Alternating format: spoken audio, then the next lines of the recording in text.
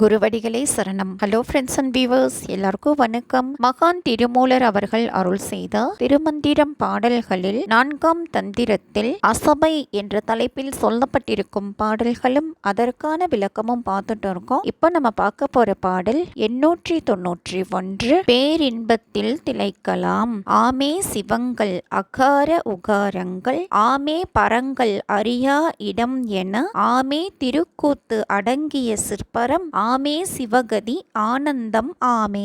அகாரம் அப்படின்னா சிவமான அறிவு, உகாரம் அப்படின்னா சக்தியான உணர்வு, சிவங்கள் அப்படின்னா சிவத்தின் அம்சமான நான்முகன் திருமால் உருதிரன் மகேஸ்வரன் சதாசிவன் ஆகியோர், பரங்கள் அப்படின்னா தத்துவங்களை கடந்த உயிர்கள், சிற்பரம் அப்படின்னா சிவம், உயிர் சிவத்தில் கலந்து பரமாகும். அப்போது அந்த உயிர்க்கு இயக்கம் இல்லை, எனவே கூத்தும் இல்லை. நான்முகன் திருமால் ஆகியவர்கள் உயிர்களின் அறிவுக்கும் உணர்வுக்கும் ஏற்றபடி பாசத்தையும் பாச நீக்கத்தையும் அமைக்கின்றனர். யா என்ற உயிர் சிவத்தை அடைந்த போது தத்துவங்களை உணராது திருக்கூத்தை இயற்றிக் கொண்டிருப்பவன் கூத்தை விட்டு மேலான அறிவுடையவனாய் விளங்குவான். இதனால் சித்தி பெற்ற இன்பம் உண்டாகும். பாடல் 892. சிவாய என்றிருப்பவர்க்கு ஆனந்தம் உண்டாகும்.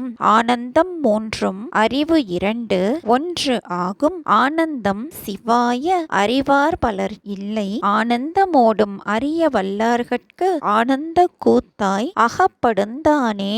ஆனந்தம் 3 அப்படின்னா ஆ உ மா என்ற 3, அறிவு 2 அப்படின்னா அறிவாகிய விந்து நாதம் என்பன ஒன்றாகும் அப்படின்னா பிரணவம் ஆகும். ஆனந்தமான ஆ உ மா என்ற 3 அறிவாகிய விந்து நாதம் ஆகிய 2 கூடி பிரணவமான ஒன்றாகும். இனி சிகாரத்தை, அதாவது சி என்பதை நமாவுடன் பொருந்தாது ஆன்மாவுடன் பொருந்தும் வகையில் அதனது சக்தியை மாற்றினால், அதாவது சிவாய என்று இருந்தால் சிவானந்தம் உண்டாகும் என்பதை அறிவுடையவரில் பலரும் அறியவில்லை. இந்த உண்மையை அறிய வல்லவர்களுக்கு சிவபெருமான் ஆனந்த கூத்தனாய் இருப்பதும் அப்பெருமான் நிகழ்த்தும் ஆனந்த கூத்தும் புலப்படும். பாடல் 893. பிரணவத்தாலும் திருவைந்தெழுத்தாலும் பெறுவது விந்து நாதம் படுவது 2 பலகலை வல்லார் படுவது ஓங்காரம் பஞ்சாக்கரங்கள் படுவது சங்கார தாண்டவ பத்தி படுவது கோணம் பறந்திடும் வாரே. படுவது அப்படின்னா அடைவது, 2 அப்படின்னா விந்து நாதம், ஓங்காரம் அப்படின்னா ஓம் என்ற பிரணவ மந்திரம், பஞ்சாக்கரம் அப்படின்னா திருவைந்தெழுத்து, சங்கார தாண்டவம் அப்படின்னா அனைத்து உயிர்களையும் தன்னகத்தே அணைத்து கொள்ளுதல், வாறு அப்படின்னா இயல்பு, பிரணவ யோகத்தில் விளங்குவது விந்து நாதம், இதன் பெயர் குருமண்டலம், பஞ்சாக்கர யோகத்தில் விளங்குவது சிவாய என்ற சக்தி மண்டலம். இச்சிவாய மண்டலம் என்பது சிவம் அற்றபோது பிரணவமான விந்துநாதமாய் ஆகிவிடும். இந்த விந்துநாதம் விளங்கும் இடம் சகஸ்ரதலம். சகஸ்ரதலம் பிரம்மரந்திரத்தை சூழ்ந்து இருப்பதாகும்.